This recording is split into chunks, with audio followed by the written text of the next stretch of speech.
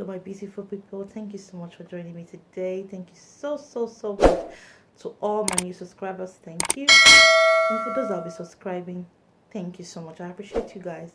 And I want to say thank you to those that have been commenting on my videos and those that has been giving me advice on what to do next and what not to do next. For those that has always share my videos, I appreciate you guys. God will continue to bless each and every one of you. I can't imagine myself without you guys. You guys are the one that really give me that courage to continue, give me that courage to forge on. And I want you guys to know that I appreciate you all from the bottom of my heart. So if this is your first time of coming to my video, or through my video, or watching my video, don't forget to subscribe. Don't forget to hit on the thumbs up icon. Don't forget to click on the notification bell, so in case I upload any video, you're going to be the first person to watch it. Guys, don't also forget to share. Maybe 1 or 2 persons will learn from whatever I'm about to say, and I'll be really grateful for that. Thank you so much, darlings. Today there's a topic I'm going to talk about, and it's titled "Be the Woman of His Dreams." This topic I brought out, I'm actually referring to those married women and maybe those that are trying to get married.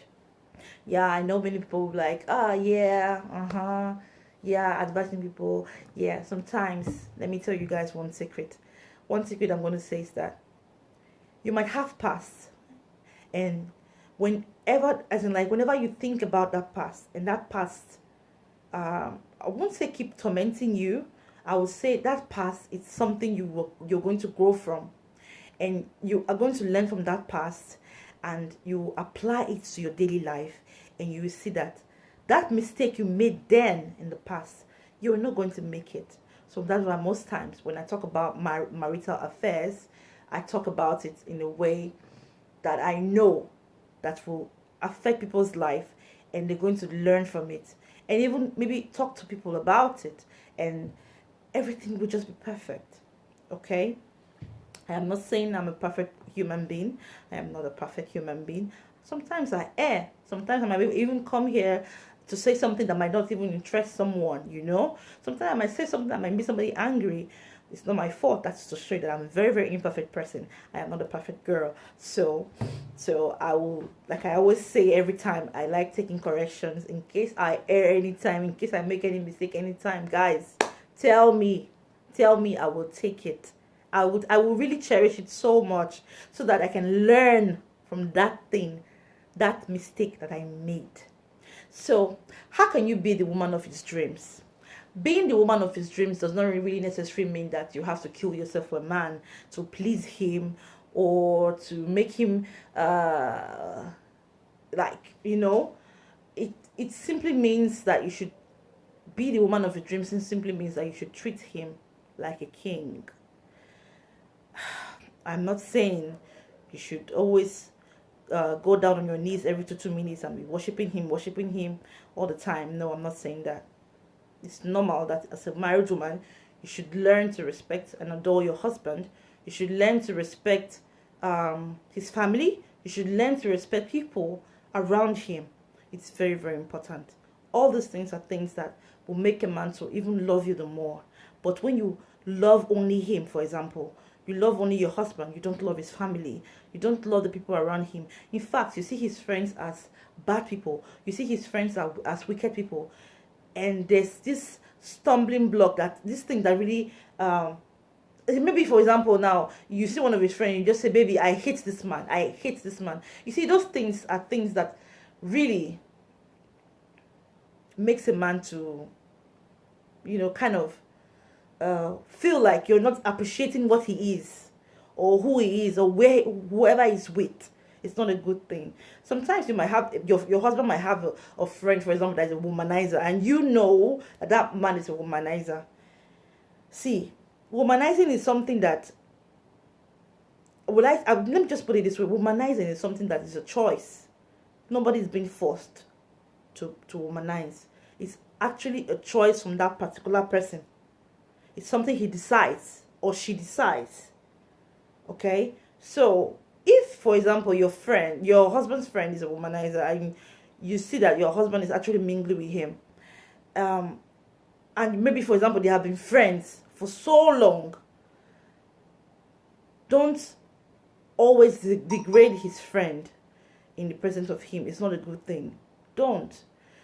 Sometimes you also have to, pay attention to him. Like, for example, like, I know him for a very long time. You have to at least acknowledge the fact that they have been friends for a very long time. So it's actually left for your husband to know if he's going to be womanizing. But a man that really loves and adores a woman, I don't see what he's going to see. I don't see anything that is so special outside that his wife does not have. So womanizing is actually a choice. So if your husband decides that he wants to womanize because his friend is a womanizer, that one is actually that's like there's really something wrong somewhere. People don't choose what you have to do with your life. You are the one that will choose what you want to do with your life. So even if he has a friend that's a womanizer, appreciate him. Appreciate him. Don't fight anybody. Don't say, or don't brag. Pray you don't get married to a man that has a womanizing friend. Although they say bad association spoil useful habit. This is the point where you come in the matter by telling your husband, honey, this man is doing this thing. Please, I'm begging you, just try your best to, be a good person. Don't cheat on me. Talk words that that will be good for him at that moment. Don't condemn his friend. It's not a good thing for you to condemn your husband's friend. Don't condemn. Don't disrespect. It's very, very wrong. There's a way you can talk to your husband if you really understand the kind of man you marry. There's a way you can talk to him. Even him, the way he will decide himself. He's the one that will decide himself. Like, no, this man is going to like bring problems to me in my marriage. So I'm going to stay away from him. He's the one that is going to decide. But when you start telling your husband, leave that man alone. No, he's a womanizer. You want to be womanizing like him? Okay, those kind of talk, all those kind of things that women do. It makes them feel sad, and they start having this. Men they're very, very easy. They're very, very quick in feeling sad. Like, they take it so personal. By the time you start nagging, they take it so personal. By the time you start talking too much, they take it personal. We as women, we know how to resist a whole lot of things, which they can't. So if they're actually going in line in the way that is really wrong in a matrimonial home, I think it's better you call them to sit. You call them to their senses, in the sense that you call him to sit down. You talk sense into him, not in a harsh way. Don't be that woman that fights. Don't be that woman that curse. Don't be that woman that see everything about him as a wrong thing. That is not how to make him. Make you yourself the woman of his dream. Be that woman that is able to be a mother. Men, they like when their wife is like their mother. They love it a lot. Okay? For those that have mothers, that actually their mother took care of them. They like it when their wife can pamper them the way their mother pampered them. In fact, there's going to be a competition if you are actually with their mom, because both of you will be competing with who is going to pamper pamper him the more. It's very, very good. Men, they like a whole lot of things like that. They really, really, really do. Don't be that woman that sees his mother as would I call it an hindrance to your home, even if she is that woman that doesn't even like you. Me personally, my advice to women is not to get married to a man that his mother actually is against you. Like, his mother sees nothing good about you. For me personally, I really don't advise people to do that. But in case you are in that shoes, like you're in that situation where his mother does not like you, do not always disrespect her. Do not always talk bad of her. Be that woman that will make her to love you. Be that woman that will make her to love you. Even if you try your best and your best is not good enough, still keep trying, because you know what? That woman is the mother of your husband. If not for her, you will not meet him more. You will not meet him. If not for her, you won't even know if he's existing. Probably you are married to somebody else. Probably. Okay? So, do not be an hindrance between a mother and a son. It is not good. How will you feel if unfortunately in future your child get married, or for example, your son get married to this girl, and this girl, you see nothing good about her, like you feel like she's not the kind of woman for your son, and one day uh you told your son, don't marry this girl, and unfortunately he got married to her. Then she tells like the girl tells her husband that she as in like she don't want you to always come to the house. In fact, that girl starts creating enmity between your son and you. Like your son hardly calls you, or your son hardly do things that he's supposed to do as a son to you. How will you feel? It's the same way your husband's mom is gonna be feeling when you start acting like that. So don't start something that you know you can't finish. Do not be an hindrance to someone's mom. It's very, very bad, especially when he still have a mom. Be the best friend. If she doesn't want, just let her be. Anytime she's around, play along. Just play along. Act like everything is good. Because you know she's not going to stay there forever. Like she's not going to stay in the house for it. She will definitely come and go back. When she's around, be that good wife that you used to be. Play with her. Sometimes try to crack joke with her. And if she's ignoring you, let her be. Let her be. Her conscience will be worrying her. Do not be that woman that loves to fight. For example, any little quarrel you have with your husband, or what you do, you start destroying things in the house.